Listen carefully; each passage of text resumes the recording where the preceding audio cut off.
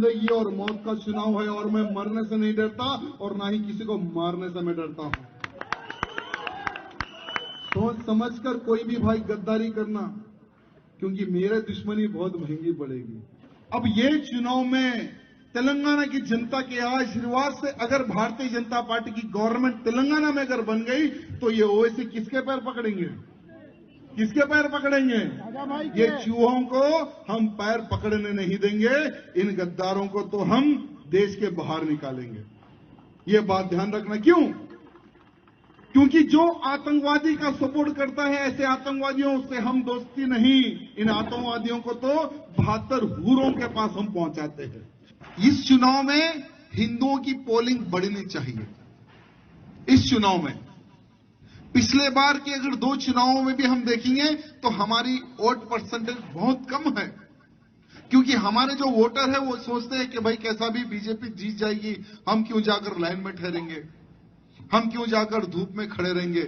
लेकिन उनकी सोच को आपको बदलना है, उनके विचारों को आपको बदलना है। उनको यह कहना है कि ये दुश्मन जो हमारी गौ को काटते हैं, लव जिहाद करते हैं, धर्मांतरण करते हैं, ये दुश्मन 70,000 इनकी वोटों से गिनती होती है और हमारी गिनती 0 से होती है, 18 से। और अब हम अभी तक का जो देखेंगे, माइनॉरिटी वोट बैंक बढ़ चुका है।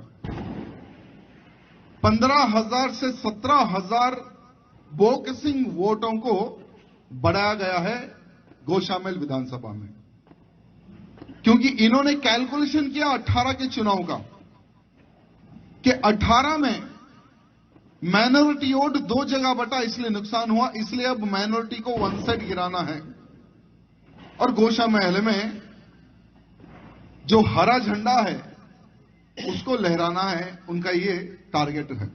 इस विधानसभा को जीतने के लिए सिर्फ गोशामेल विधानसभा नहीं, भारत का माइनॉरिटी नहीं, पूरे वर्ल्ड का माइनॉरिटी आज पैसा भिजा रहा है कि किसी भी हाल में गोशामेल विधानसभा से राजा सिंह को हराओ।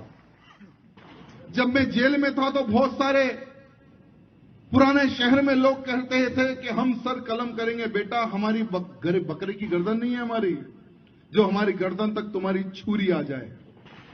छुरी आने से पहले हम हाथ गायब कर देते हैं, छुरी आने से पहले हम हाथ गायब कर देते हैं, क्योंकि पिछले 10 सालों से मैं आपकी सेवा के लिए खड़ा हुआ हूं।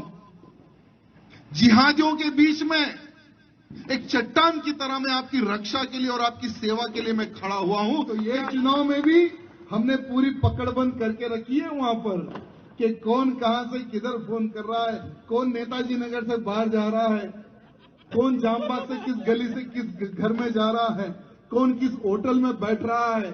इलेक्शन के बाद उल्टा लटका दूंगा, बड़ी बात नहीं बोल रहा हूं। ये लड़ाई धर्म की लड़ाई है और धर्म को जिताना है, अधर्मियों को हराना है।